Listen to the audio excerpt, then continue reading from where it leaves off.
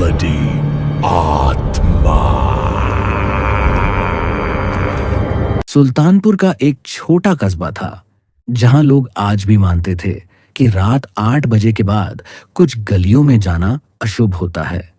वजह कोई साफ नहीं बताता था, बस इतना कहते थे, जब मंदिर की आखिरी आरती की घंटियां थम जाई उसके बाद घर से बाहर मत निकलना। उस रात रवि, प्रियंका और आनंद, 3 दोस्त जिद में बाहर निकले। घड़ी की सुइयां 8 बजाने का इशारा कर रही थी। जैसे ही घंटा बजा, अचानक पूरे मोहल्ले में बत्ती गुल हो गई। चारों तरफ सन्नाटा छा गया।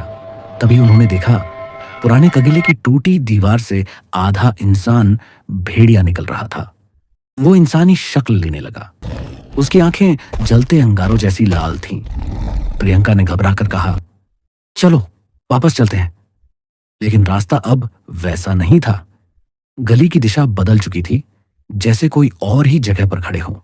आनंद के कान में किसी ने फुसफुसाया, तुम लोग देर से आए हो, अब वापस नहीं जा सकते।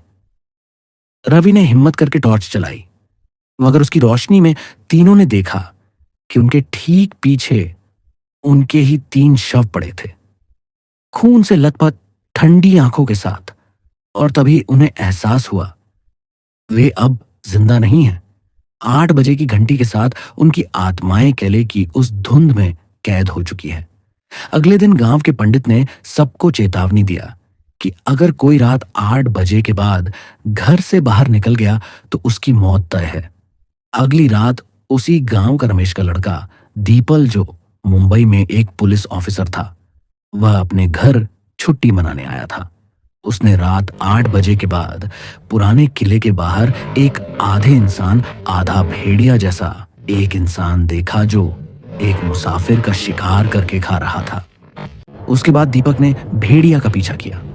भेड़िया शिकार करने के बाद जहां जाता है और फिर एक इंसान बन जाता है।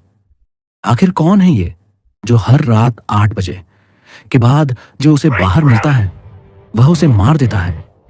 दीपक को यह सच्चाई पता चल चुकी थी। उसने अगले दिन गांव की पंचायत बुलाई। उसमें गांव के सभी लोग थे। दीपक ने कहा, अब आप सबको डरने की जरूरत नहीं है, मैंने उस भेड़िए का पता लगा लिया है। दीपक ने कहा, वह अभी हमारे बीच में ही मौजूद है। गांव वाले हैरान होकर एक दूसरे को देखने लगे।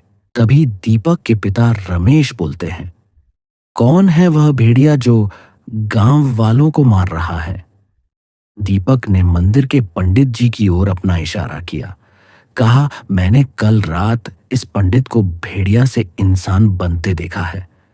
गांव का पंडित गुस्से में बोलता है, मूर्ख, तू मुझ पर इल्जाम लगा रहा है? हैं तेरे पास मेरे खिलाफ कोई सबूत कि मैं भेड़िया हूं?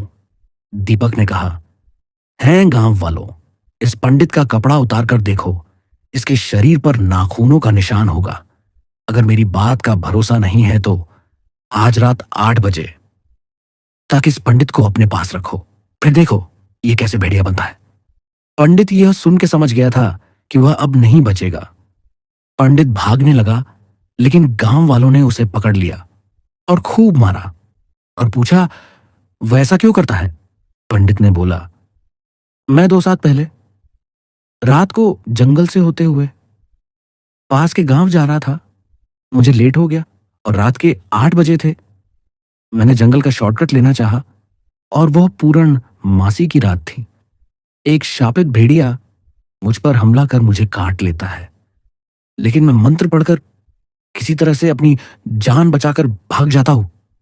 पंडित बोला, लेकिन उसने अगली रात से मैं उस भेड़िए द्वारा काटे जाने पर उसके श्राप का शिकार हो गया और हर रात 8 बजे के बाद भेड़िया बनकर सबका शिकार करने लगा। यह सब सुनकर गांव वालों ने कहा, अगर इसे ऐसे ही छोड़ दिया तो यह हर रोज किसी ना किसी को मारेगा। गांव वालों ने पंडित तो जिंदा जला दिया और उसके बाद सुल्तानपुर गांव में रात 8 बजे के बाद किसी के साथ कुछ नहीं होता था। मलाड मलवानी की तंग गलियों में लोग आज भी रात 3 बजे सड़क पर निकलने से डरते हैं। कारण है बस नंबर 273 जो हर रात ठीक 3 बजे सुनसान डिपो से निकलती है। कहा जाता है 20 साल पहले इसी रूट पर एक बस नंबर 273 भयानक हादसे का शिकार हुई थी। बस में उस रात 40 यात्री सवार थे। ड्राइवर ने नशे में बस चलाते हुए तीखा मोड़ लिया और पूरी बस खाई में जा गिरी। किसी की लाश कभी नहीं मिली।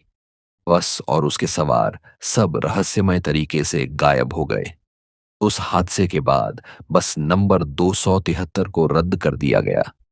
मगर लोगों का कहना है कि आधी रात के बाद डिपो में वह बस अपने आप चालू हो जाती है। इंजन गरजता है और बस सड़क पर निकल पड़ती है। गवाहों के मुताबिक अंदर से झांकने पर बस की खिड़कियों में जली कटी लाशें बैठी दिखाई देती हैं। ड्राइवर की सीट पर आधा सड़ा हुआ चेहरा वाला आदमी स्टीयरिंग थामे रहता है। अगर कोई गलती से उस बस में चढ़ जाए तो कभी लौटकर नहीं आता। एक बार दो दोस्तों ने हिम्मत करके उस बस का पीछा किया। बस मलाड लिंक रोड से होते हुए मलवानी की तरफ बढ़ रही थी। अचानक सड़क पर धुंध छा गई और बस जैसे अंधेरे में समा गई। सुबह तक दोनों दोस्त गायब हो चुके थे। लोग मानते हैं कि बस 273 हर रात अपने खोए हुए यात्रियों की आत्माओं को ढोती है और जिसे भी रास्ते में पाती है उसे अपने दलदल में खींच लेती है। एक रात मलवानी के पास पुलिस ने सीवीसी फुटेज चेक किया। उसमें बस 273 दिखाई दी, मगर अंदर सिर्फ खाली सीटें थीं।